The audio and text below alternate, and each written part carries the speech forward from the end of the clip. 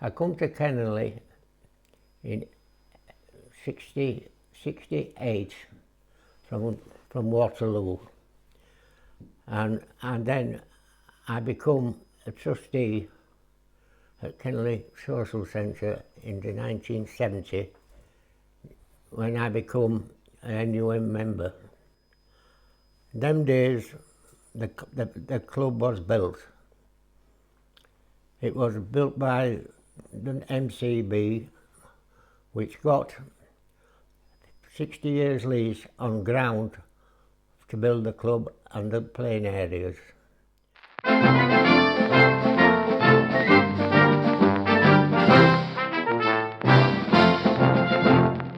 We went and looked at the club and we found out that we had a bowling alley, a concert room, a ballroom and a lounge.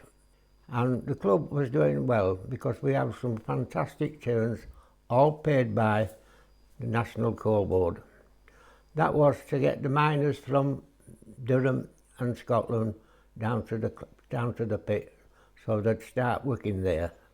So when the miners from Scotland and Durham come down and looked at the position, they decided to collect money, a shilling a piece, to start their own club. So which they did, and they called it SIDS. And they called it SIDS because they called it Scottish Yorkshire Durham Club. They used to get the bus out of the pit yard and straight up to SIDS and drink, where the club, Kennelly Club, couldn't do anything like that. So in 1971 to 72, we decided that the bowling alley was not working.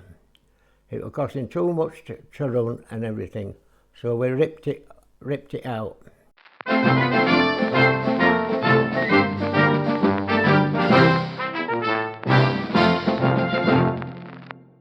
We borrowed 50,000 to halt it all, which were good. And then the concert room started taking off again. And then we opened on a Thursday night for discos. It got a name for itself, No Knicker Night. And they come from all over Yorkshire just to come for that night. And they used to queue up outside, and it was a pound in, and they paid a pound, and as one went out and one come in. And we did that all the time. It was fantastic. And the club started getting on its feet, and we started making money. 1984, that's when the problem started. The strike started, and that was a disaster for the club. We had £30,000 in the bank. We were just negotiating with the Sports Council to put a bowling green in front of the club, so that was scratched. And the strike, which we thought would only last 3 months, all the money went to look after the strike.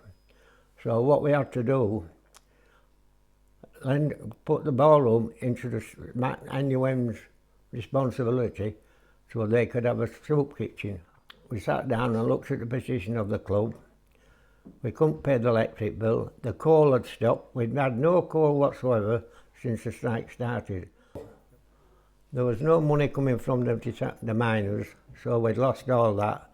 So we were picking up, the bill was coming now with the coal what we were using, it was for £12,000, and with the miners not paying into the club, we lost another 8,000. So we're really on our knees.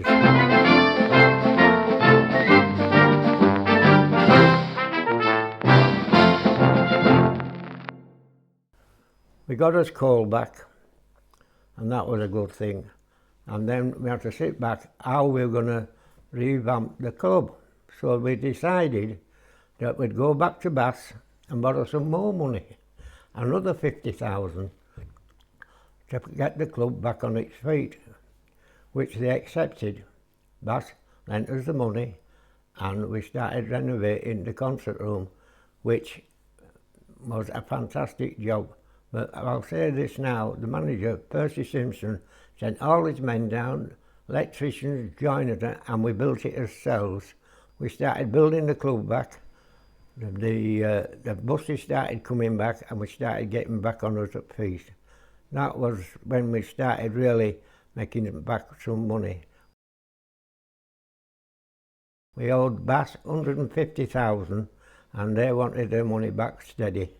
So we started taking the charges so much a barrel, and then they took so much money off a barrel. So say we got £3 for a barrel, they wanted £1 back, so that's how we paid them back. We borrowed some more money off Sizwell. We borrowed 6,000, and we started on the ballroom. And if you look at this picture, this is what it ended. We had function rooms, a function room for people coming with dancing, weddings and everything. And that took over, so we let it go to the boxing club.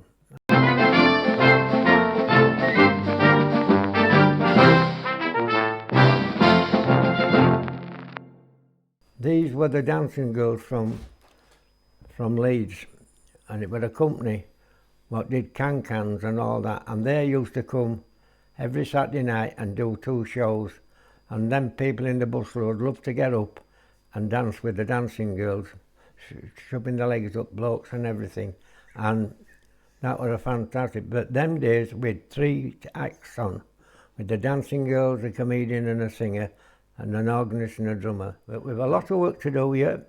We have a lot of money to find, but we're going to get there. But it has to, we must keep this club, because that's why they call it KELLINGLEY Notley Social Centre. It was built for the people of Nottingley. I always know when we're going to name it, there are 1 or 2 problems, because the Nottingley Council want to call it Nottingley Social Centre, KELLINGLEY. But the miners would not have that. They says, no, we're building it, we're paying for it, it'll be KELLINGLEY Notley Social Centre. That's why it's got its name, that's what's on the deeds, and that should stay as it is.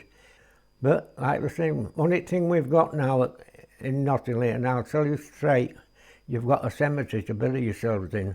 And if they could privatise that Wakefield Council, there's only one thing about Wakefield Council, it's Wakefield Council. The Fields had plans to terrace it up all round and make another pitch.